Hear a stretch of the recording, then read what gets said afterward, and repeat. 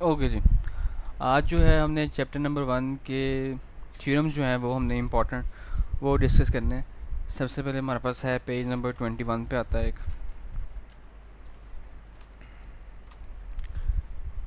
Page number 21 पे theorem number है 1.5.5।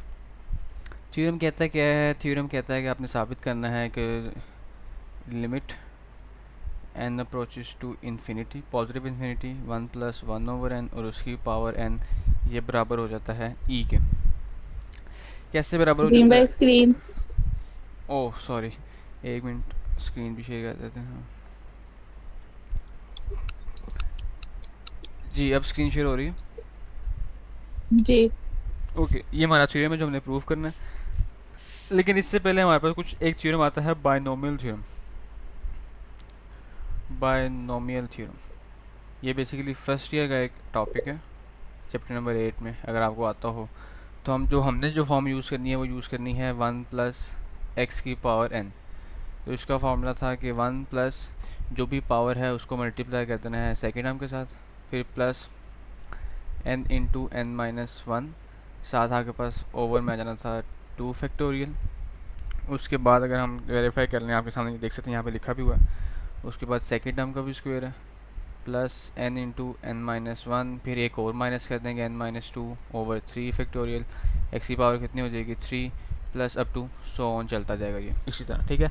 अब यहाँ पे जो ये चीज़ एज ए काम कर रही है और ये सारी चीज़ एज अ बी काम कर रही है, ठीक हो गया। तो मैं लेफ्ट हैंड साइड लेता हूँ, मैं simple, sorry left hand side भी नहीं, पहले जो है ना हम सिर्फ बायनोमियल थ्योरम से हम एक्सपैंड कर देते हैं इस चीज़ को। क्या जी, हमारे पास 1 + 1/n उसकी पावर n, इसको हम बायनोमियल थ्योरम से एक्सपैंड करें तो 1 आ जाएगा, प्लस पावर मल्टीप्लाई हो जाएगी सेकेंड टर्म से। जैसे आप ये देख सकते हैं, ये सेकेंड टर्म थी और ये पावर थी, दूसरे स्टेप में ये मल्टीप्लाई हो रही थी आपस में। उसके बाद तीसरा स्टेप क्या था, n इंटू n-1 ओवर में आ जाता था 2 फैक्टोरियल, और साथ हमारे पास क्या आ जाता था सेकेंड टर्म का स्क्वायर। सेकेंड टर्म हमारे पास क्या है 1/n, तो ये इसका स्क्वायर आ गया, प्लस n इंटू n-1, फिर एक और कम ओवर 3 फैक्टोरियल, साथ क्या आ जाएगा 1/n की power 3 plus up to so on चलता जाएगा। ये आ जाएगा 1, ये तो n से कैंसिल होकर ये भी 1 रह जाएगा, plus n into n-1 over 2 factorial. जी, 1 का स्क्वायर 1 ही, n का स्क्वायर क्या आ जाएगा n square, plus n into n-1 as it is, n-2 भी एज इट इज़, ओवर में 3 का फैक्टोरियल। यहाँ पे फैक्टोरियल के अंदर मैंने रिप्रेजेंटेशन डिफरेंट लिख दी हुई है, आप वो एक ही रख लें बेशक, ये वाली रिप्रेजेंटेशन जो होती है, ठीक है। 2 के फैक्टोरियल को हम ऐसे भी लिख सकते हैं, हम 2 के फैक्टोरियल को ऐसे भी लिख सकते हैं, दोनों एक ही चीज़ है। साथ 1/n की पावर 3 क्या होती है, 1 का क्यूब 1, n का क्यूब क्या हो जाएगा n cube, plus up to so on ये चलता रहेगा। 1 + 1 क्या हो जाएगा 2। और एक और चीज़ अगर हम देखें 1/2 फैक्टोरियल जो है ना, मैं साइड पे कर देता हूँ। अंदर अगर हम देखें तो अगर कैंसिलेशन की बात करूँ तो ये एक n की पावर क्या हो जाएगी कैंसिल, और n जब दोनों से डिवाइड होगा अंदर तो आपके पास क्या चीज़ रह जाएगी n/n-1/n। ओके, आगे प्लस यहाँ पे भी देख लें क्या कैंसिल हो जाएगा, एक n की पावर क्या हो जाएगी कैंसिल हो जाएगी रहेगी, नीचे आपके पास क्या रह जाएगी पावर 2 रह जाएगी, ऐसे ही है।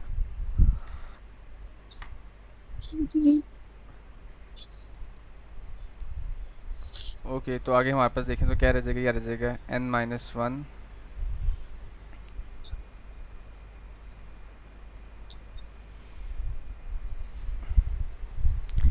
n-2, साथ 3 का फैक्टोरियल है, सॉरी, और साथ आपके पास 1/3 का फैक्टोरियल आप साइड पे कर दें, नीचे आपके पास क्या रह जाएगा n square, plus up to so on ये चलते ही जाएगा, ठीक होगा।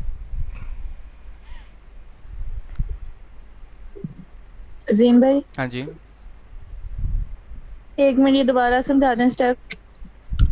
ओके, ये दोबारा देख लेते हैं। एक तो ये n से कैंसिल होगा ना एक पावर, तो ये दोनों से क्या हो जाएगा n लग से डिवाइड हो जाएगा, या फिर हम ऐसा भी लिख सकते हैं, इसको आप ऐसे ना लिखें, इसको आप बिल जैसे हमने अगले लिखा ना, ये इसको वैसे लिखें। ऊपर क्या रह जाएगा हमारे पास n-1 और नीचे क्या रह जाएगा हमारे पास सिंपल एक n रह जाएगा। यहाँ पे भी एक पावर कैंसिल हो जाएगी, ऊपर n-1 n-2, नीचे n का स्क्वायर रह जाएगा। 3 का फैक्टोरियल में ऑलरेडी सेपरेट कर चुका हूँ। उसके बाद अगर हम देखें अगले स्टेप में, अब एक चीज़ ना मैं आपको रफ वर्क में समझाने लगूँ, ये ज़रा समझिएगा।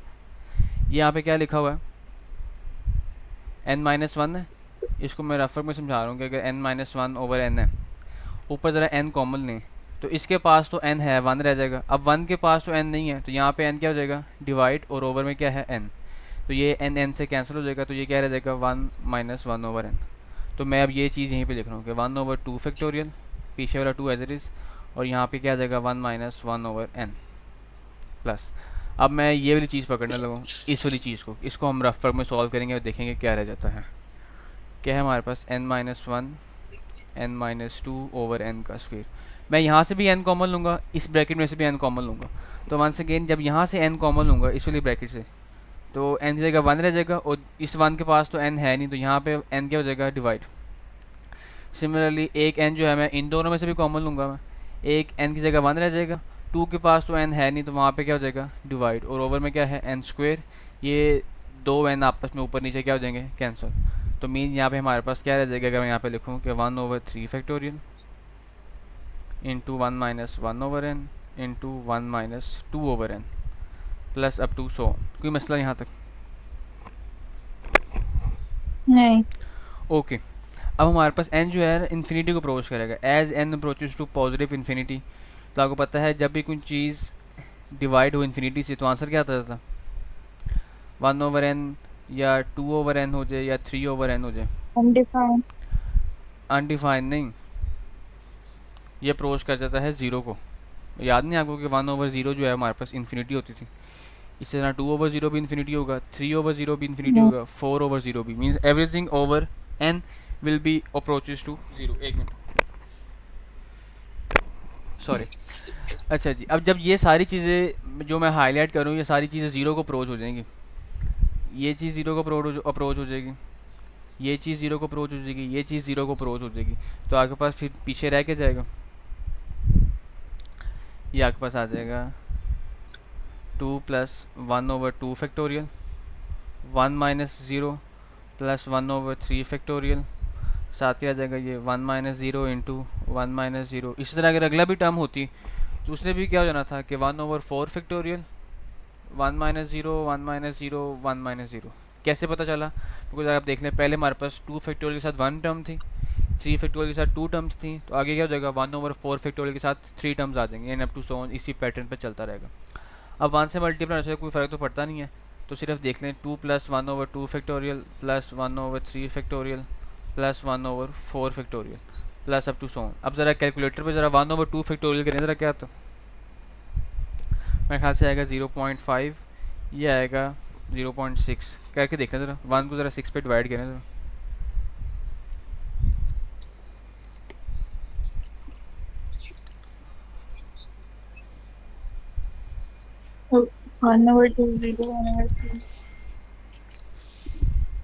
ये आपके पास आ जाएगा वो 0.1। 0.67, ठीक है। प्लस अगर अगला देखें तो वो हो जाएगा 1/4 फैक्टोरियल, वो जाएगा 0.041667 plus up to so on. अब आप ऐसा करें कि अब आप इन तीनों वैल्यूज़ को क्या कर लें, प्लस कर दें, तो देखें क्या आता है।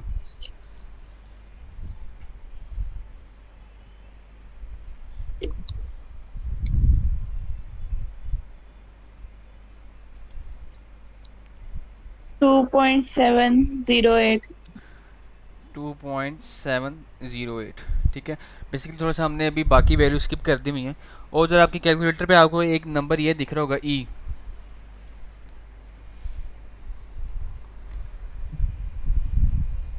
जी। इसकी ज़रा वैल्यू निकालें, ज़रा इसको ज़रा प्रेस करके देखें इसकी वैल्यू क्या आती है।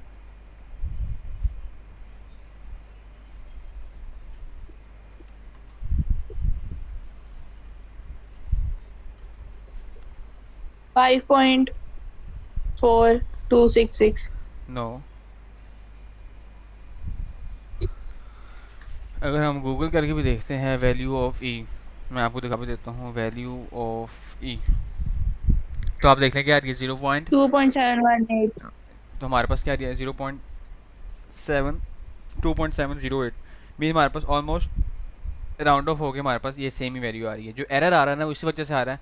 अगर हमने आगे जो 1/5 फैक्टोरियल 1/6 फैक्टोरियल अगर हम ये भी ऐड करते ना तो हमारा उतना ही ई के बिल्कुल एग्जैक्ट आंसर आना था। एग्जैक्ट तो वैसे नहीं आना था लेकिन और करीब आ जाना था इसके, ठीक है।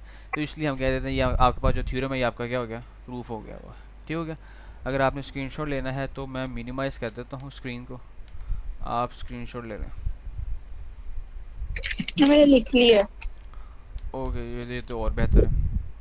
अच्छा जी, उसके बाद इसी के नीचे हमारे पास इसकी एक डिडक्शन आती है कि वो कहता है कि अगर हम लिमिट को अप्रोच करवा दें ज़ीरो को एंड 1+x और उसकी पावर 1/x, तो ये भी बराबर होता है किसके, e के बराबर होता है।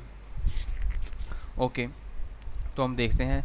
सबसे पहले हमने क्या करना है, सोल्यूशन अगर हम स्टार्ट करें इस थ्योरम का, तो सबसे पहले हमने जो है पुट करना है, पुट आप कहते हैं कि आप n को रख दें 1/x इक्वल, मीन जो पावर में आपके पास 1/x है उसकी जगह आपके पास क्या आ जाएगा, n आ जाएगा। अगर हम यहीं से कुछ और निकालें, x की वैल्यू निकालें, तो यहाँ पे ये x क्या हो रहा है, डिवाइड, उधर जाके क्या हो जाएगा मल्टीप्लाई, और n इधर आके क्या हो जाएगा डिवाइड, मीन ये चीज़ आ जाएगी। तो हमारे पास अब थ्योरम क्या बन जाएगा, और वेन एवर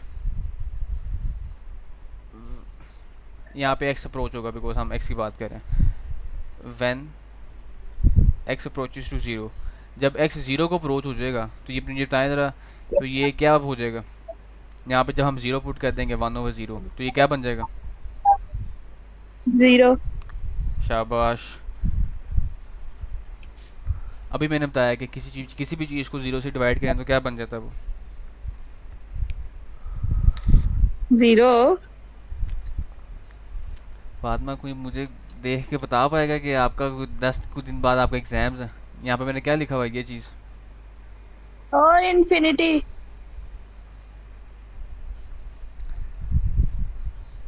तो मैं यहाँ पे ये लिख रहा हूँ कि when ever x approaches to zero then N approaches to infinity, plus ना लगाएं, इन्फिनिटी बात करते थे। ओके, तो अब ज़रा हम वैल्यूज रिप्लेस करें तो हमारे पास क्या आ जाएगा, लिमिट, अब मैं एक्स को ना एन के साथ रिप्लेस करूँ मैं, एन अप्रोचेस टू इन्फिनिटी हो जाएगा, one as it is, x की जगह जो है मैं क्या पुट कर दूंगा, ये उसकी वैल्यू 1/n, और बाहर जो पावर 1/x है उसकी जो किसकी इक्वल है आप देख सकते हैं यहाँ पे वो n की इक्वल है। इसको जो है मैं रेज कर देता हूँ, इसका हमारा काम नहीं है। तो ये आपके पास क्या बन जाएगा, n आ जाएगा इक्वल्स टू 0, इक्वल्स टू, अभी हमने थ्योरम ऊपर यही वाला थ्योरम ऊपर प्रूफ किया है, ये किसकी इक्वल होता है, ये ई। e की इक्वल होता है। मीन दिस इम्प्लाइज दैट जो हमारा जो ओरिजिनल थ्योरम था कि limit x approaches to 0 1+x उसकी पावर 1/x, तो ये भी किसके बराबर होगा फिर, e के बराबर होगा, ठीक हो गया। जी। ओके जी, इसका भी अगर साथ साथ लिख लिया है कि स्क्रीनशॉट लेना। जी लिख लिया। ओके जी, अब हम जो है अगले थ्योरम पे मूव करते हैं। अगला थ्योरम जो है ना बड़ा इंपॉर्टेंट है, वो इसी पेज पे है 1.5.6। वो कहता है कि limit x approaches to 0 a की power x-1/x equals to log a to the base e।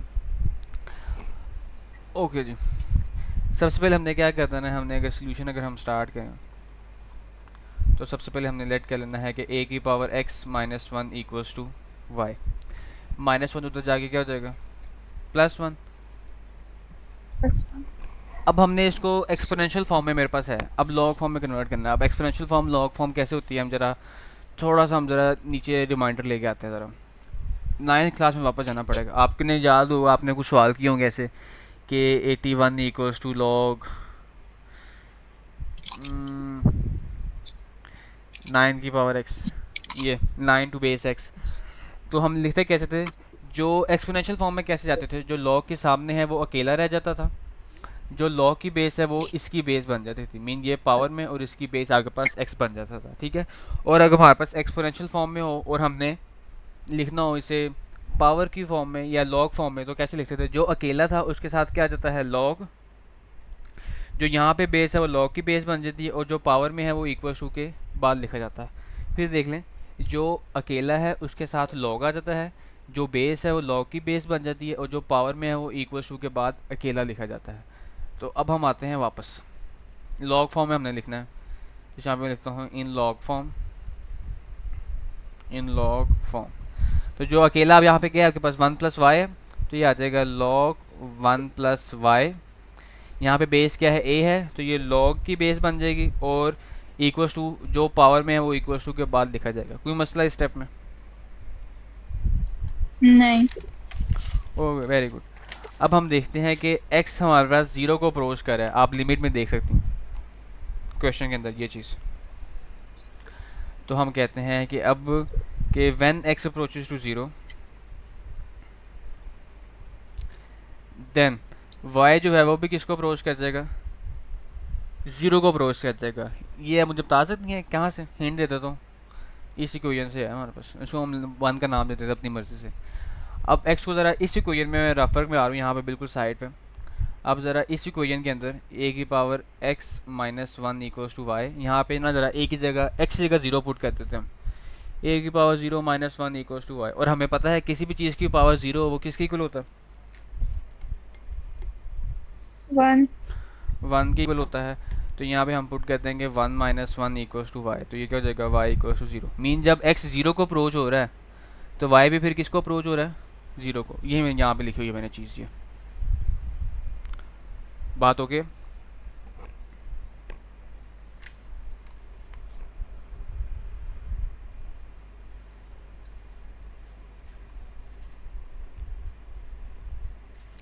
बात ओके है।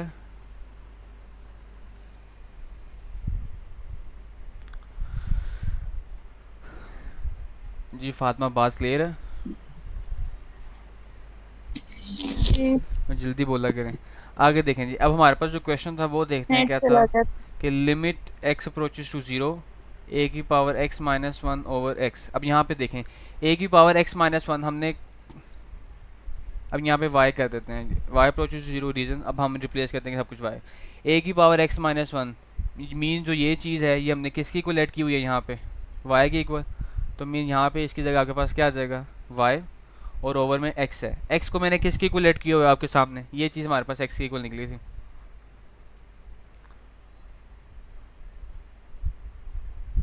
तो यहाँ पे आप पुट करते हैं आपके पास क्या आ जाएगा नीचे log a 1 + y, और बस यही चीज़ आ जाएगी आपके पास। कोई मसला नहीं यहाँ तक? नहीं। ओके जी, उसके बाद देखते हैं ये आ गया लिमिट। अब ऊपर y है, मैं चाहता हूँ इसको नीचे लेके आना है, तो कैसे लेके आ सकता हूँ मैं इसको लेके आ जाऊँ ओवर के भी ओवर में ले आऊँ मैं, अब 1/y, साथ मेरे पास क्या है log 1 + y to base a। अब आपको पता है कि log की प्रॉपर्टी अगर लिखा हो log m की पावर n, तो पावर जो है कहाँ चली जाती है, स्टार्ट में, तो ये बन जाता है n times log of m। Mean जो स्टार्ट में वो क्या होती है, पावर होती है। तो यहाँ पे भी हम क्या कहते थे, हम पावर ले जाते हैं कि limit y approaches to 0 1 over log a 1 + y इसकी पावर 1 ओवर y। कोई मसला यहाँ तक? नहीं। नहीं। और आपको पता है जब लिमिट अप्रोच हो रही हो, तो ये अगर मैं हाईलाइट करने वाला पोर्शन, लिमिट जब 0 को अप्रोच हो रही हो, तो हमने भी थ्योरम किया है, तो ये सारा हिस्सा भी किसको अप्रोच हो जाता है फिर,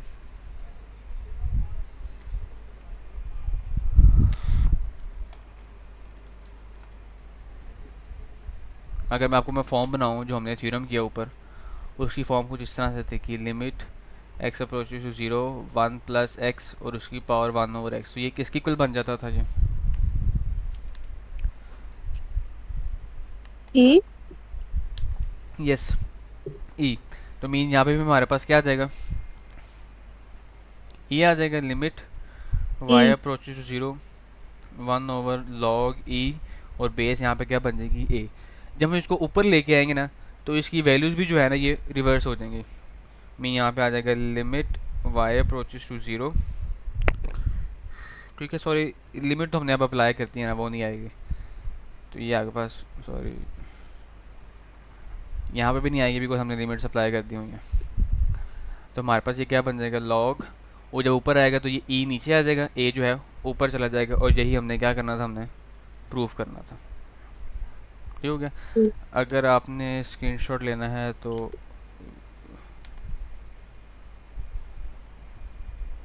ये लिख लिया।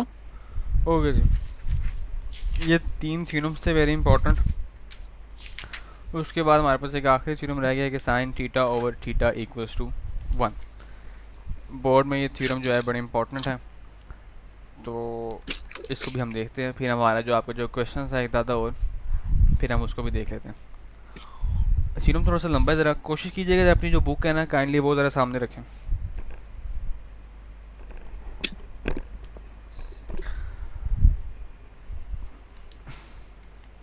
वो कह रहा है कि साबित करना आपने limit theta approaches to zero sine theta over theta equals to 1। इससे हम कहते हैं सैंडविच थ्योरम भी कहते हैं वैसे हम, ठीक है, कि ये हमारे पास थ्योरम की स्टेटमेंट है। सैंडविच थ्योरम होता है कि अगर आपको थोड़ा सा मैं ग्राफिकली एक्सप्लेन करूँ ना, सैंडविच थ्योरम कहता है कि आपके पास सपोज ये कोई दो ग्राफ्स आ रहे हैं, ठीक है, और अगर इनके बीच में से कोई ग्राफ गुजर रहा है ना, तो अगर इस ग्राफ की वैल्यू इस पॉइंट पे, अगर इस पॉइंट पे जो है इस ग्राफ की वैल्यू सपोज मैं कह देता हूँ 5 है और इस ग्राफ की वैल्यू भी क्या है 5 है, तो जो बीच वाला ग्राफ है ना मजबूरी है कि वो भी इन दोनों के दरमियान पिचक गया हुआ है या कह लें सरप्रेस हो गया हुआ इन दोनों के दरमियान, तो उसकी वैल्यू भी क्या हो जाएगी इस पॉइंट पे 5 हो जाएगी। अगर लेफ्ट राइट वैल्यू 5 आ रही है, ठीक है, तो इस बीच वाले की वैल्यू भी क्या हो जाएगी ऑटोमेटिकली 5 हो जाएगी। ठीक हो गया, इसे हम कहते हैं सेंड, कि दोनों के दरमियान बीच में ये दब गया। ओके जी, ये जो था आपको मैंने ग्राफिकली थोड़ा सा आइडिया दे दिया है कि यहाँ पे होना क्या है। उसके बाद हमारे पास कहता है to evaluate this limit, book ज़रा सामने रखिएगा, वो कह रहा है to evaluate this limit we apply a new technique, take theta as positive acute central angle of circle with radius r1, r equals to 1। Means हमने रेडियस क्या ले लिया है 1 ले लिया है। अरे डायग्राम की बात करते हैं, हम डायग्राम भी ड्रॉ कर लेते हैं एक। ये हमने एक डायग्राम जो है ना थोड़ी सी हमने बड़ी बनानी है ताकि जो है ना क्लियर हमें एक पिक्चर नज़र आए।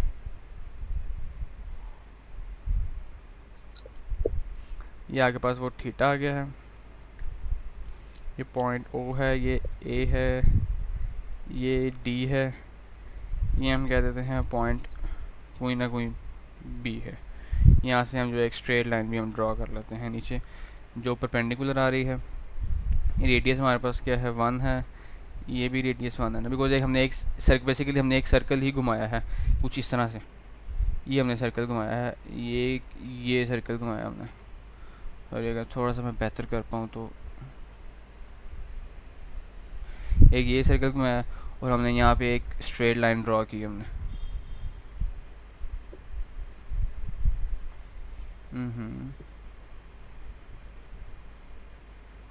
ओके, ये जाके हमारे पास डायग्राम बन गई।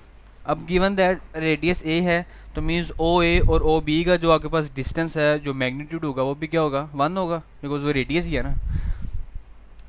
ओ ए का मैग्नीट्यूड बराबर होगा ओ बी के मैग्नीट्यूड के, और ये बराबर होगा किसके 1 होगा। ठीक हो गया। उसके हम बात करते हैं कि in right angle triangle O C B, in right triangle O C B, अब ओ सी बी कौन सी आपके सामने अगर मैं हाईलाइट करूँ तो ये सी पॉइंट हमारे पास कहाँ पे है, ये सी पॉइंट हमारे पास। ओ सी बी हमारे पास ये ट्राइंगल है, ये ओ, ये सी और ये बी, ठीक है, मीन्स इस ट्राइंगल की बात हो रही है फ़िलहाल। ठीक हो गया। तो ये क्या बन जाएगा आपके पास, इसमें अगर मैं साइन थीटा लगाऊँ तो साइन थीटा आपके पास फार्मूला क्या है साइन थीटा का, some people have means perpendicular over base, means ऊपर आ जाएगा आपके पास बी सी, नीचे आपके पास क्या आ जाएगा ओ बी।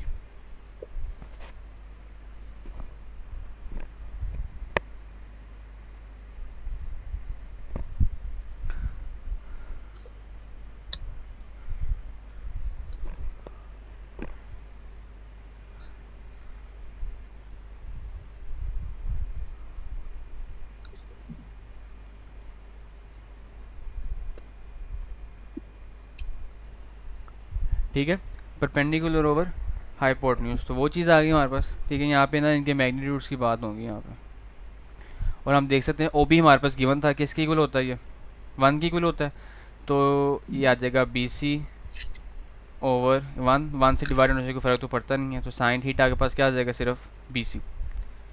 एक तो मैंने रिलेशन ये निकाल दिया। Okay,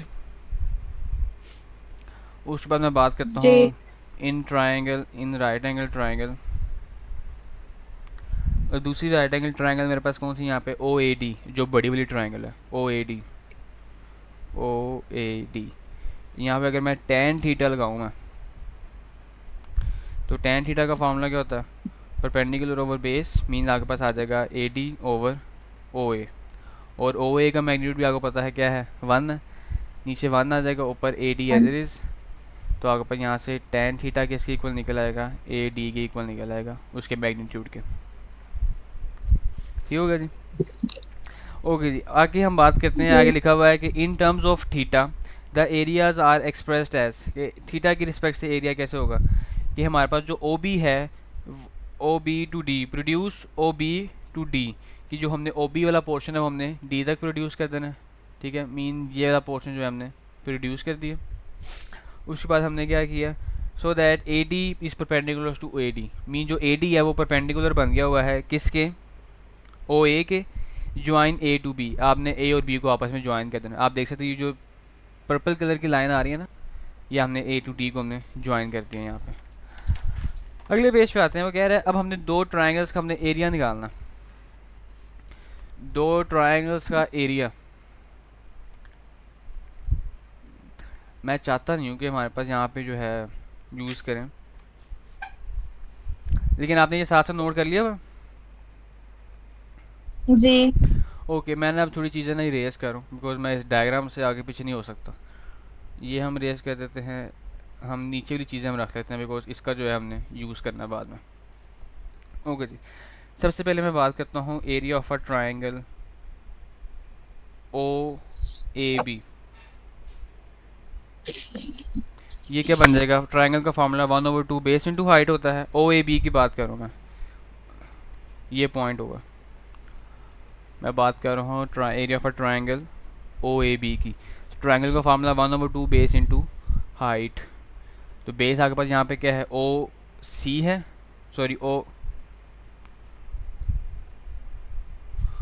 A B, sorry O A B की बात कर रहा हूँ ना मैं। ठीक है, ओए हाँ, तो ये आपके पास क्या आ जाएगा, ओ ए और बी सी, परपेंडिकुलर वही है, ओ ए और बी सी। और ओ ए हमने स्टार्ट में डिस्कस किया था कि ये रेडियस है सर्कल का, और यूनिट क्या है इसका, वन है। ये आपके पास क्या रह जाएगा, 1/2 बी सी। और बी सी हमने नीचे देखे हैं, जो मैं इक्वेशन में हाईलाइट कर रहा हूँ मैं, एक ये वाली इक्वेशन और एक ये वाली, दोनों यूज़ करनी है हमने। जो बी सी है आप देखें येलो वाली हाईलाइटेड फॉर्म में हमारे पास किसके इक्वल है, साइन थीटा के। तो ये आ जाएगा 1/2 साइन साइन थीटा। उसके बाद यहाँ पे भी जो है मैं दूसरे एरिया की बात करता हूँ। यहाँ पे मैं बात करता हूँ area of triangle O A B, O A, area of sector O A B, area of sector O A B. Sector का फार्मूला क्या था, 1/2 आर स्क्वेयर थीटा। सेक्टर होता क्या है, अगर आपको रिमाइंड करवाता चलूँ, ये आपके पास एक सर्कल है और दो रेडियस के दरमियान और एक आर के दरमियान जो आ रहा होता है ना एरिया, वो उसको हम क्या कहते हैं, सेक्टर। अब हम देखें यहाँ पे ओ ए बी, तो ये भी आपके पास, अगर हम इस सर्कल को पूरा करें अगर ग्राफिकली, बेसिकली हमने ओ पे सेंटर रख के ना, हमने किया क्या हुआ, हमने ये एक सर्कल घुमाया हुआ हमने ऐसे करके। तो आप देखिए यहाँ पोर्शन जो है आपके पास, ये वाला पोर्शन है मैं जो हाईलाइट कर रहा हूँ, तो ये आप देखें ये भी तो एक सेक्टर नहीं बनता। जी तो इस सेक्टर की बात हो रही है अब हमारे पास, ठीक हो गया। तो ये आपके पास इस सेक्टर का फार्मूला होता है 1/2 आर स्क्वेयर थीटा। यहाँ पे आपके पास क्या जाएगा, 1/2 आर स्क्वेयर थीटा। आर की वैल्यू तो हमें पता था, स्टार्ट में हमने डिस्कस की थी, क्या थी, वन वन। तो ये वन वन बॉदर तो नहीं करेगा, ये आ जाएगा सिर्फ 1/2 थीटा। ये दूसरे ट्रायंगल की बात हो रही। अब हमारे पास एक तीसरी चीज़ रह गई है और एक आखिरी फाइनल एरिया रह गया, कि area of triangle O A D, जो सबसे बड़ी मेन ट्रायंगल है। इसका फार्मूला भी वही है, 1/2 बेस इंटू हाइट। बेस कितनी है, ओ ए, हाइट कितनी है यहाँ पे, ए और डी, ऐसी है।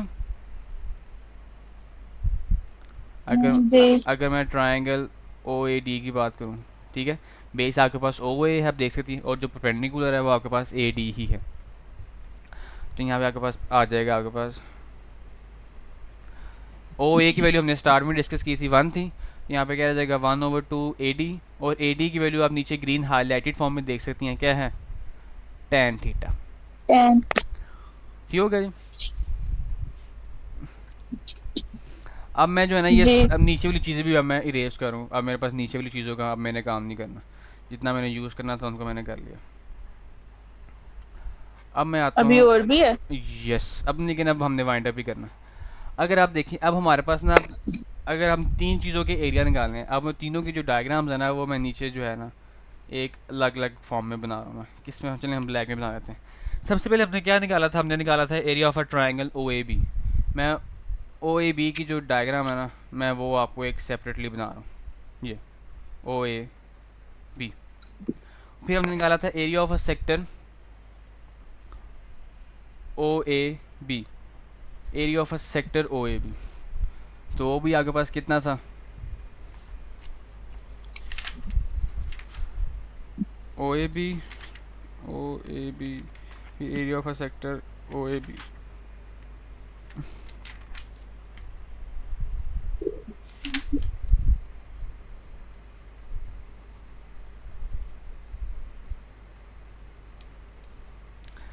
ठीक है, उस सेक्टर का भी मोर और लेस डायग्राम ये सेम ही बनती थी। उस सेक्टर में ना सॉरी ये चीज़ भी आ जाता था, अगर मैं सेक्टर की बनाऊँ ना मैं, तो सेक्टर में आपके पास आ जाएगा ये ओ ए, ये भी कुछ इस तरह के सेक्टर आना था। ठीक है, अब आप देख सकती हैं ट्रायंगल ओ ए बी, यहाँ पे हमारे पास एक स्ट्रेट लाइन टाइप आ जाती थी, मीन यहाँ पे एक एरिया जो है वो एक्स्ट्रा आ रहा है, ऐसे ही है। जी। मीन ये स्मॉल है एरिया ट्रायंगल का, ये थोड़ा सा बड़ा है। और आप देख सकती हैं जो ट्रायंगल ओ ए डी है वो तो इन सब से ही बड़ी थी। ठीक है, मीन इसका एरिया जो है वो सबसे लार्जर है, ये सबसे ग्रेटर है। उसके बाद हम नीचे आते हैं। अब मैं यहाँ पे एक चीज़ लिखता हूँ, यहाँ पे इन तीन डायग्राम्स के बिहाफ पे लिखता हूँ, मैं लिखता हूँ कि area of a triangle O A B is less than area of sector O A B is less than, इसका भी एरिया किससे कम है, area of triangle O A D. ठीक है, यही थी। अब यहाँ पे जो है ना इन तीनों की वैल्यूज पुट करते हैं। Area of a triangle O A C, आप देख सकते हैं ये निकाला हुआ है मैंने। क्या निकाला हुआ है मैंने, 1/2 साइन थीटा। यहाँ पे आपके पास क्या है, दूसरे का मैंने एरिया क्या निकाला था, आप देख सकती है 1/2 थीटा, 1/2 थीटा। और आखिरी का मैंने क्या निकाला था एरिया, 1/2 टैन थीटा। 1/2 tan। 2 जो है ना हर तरफ से मैं क्या कर देता हूँ, काट देता हूँ। मीन आ गया ये साइन थीटा, थीटा, और ये आपके पास क्या आ जाएगा, टैन थीटा। कोई मसला यहाँ तक? नहीं। नहीं, एक मिनट दीजिएगा बस मुझे।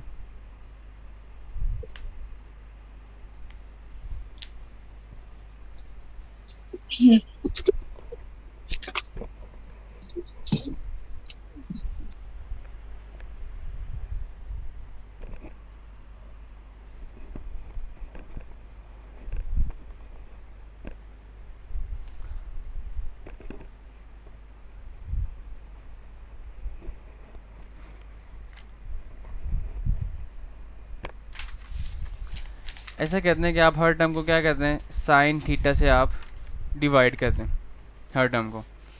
तो यहाँ पे आपके पास क्या आ जाएगा, sign theta over sine theta, theta over sine theta, ten tan theta की वैल्यू क्या होती है, साइन ओवर कॉस। तो उसको भी मैंने डिवाइड कर दिया ये 1/साइन थीटा से। ये साइन साइन से कैंसिल, ये साइन साइन से कैंसिल, क्या रहेगा 1। यहाँ पे रह गया थीटा ओवर साइन थीटा, और यहाँ पे क्या रह गया 1/कॉस थीटा। अब देखिए, अब जब हम रेसिप्रोकल लेते हैं ना इनइक्वालिटी, 1/2 बड़ा है कि 1/4 बड़ा,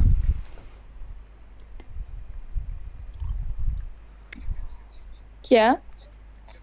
1/2 बड़ा है कि 1/4 बड़ा है यहाँ पे,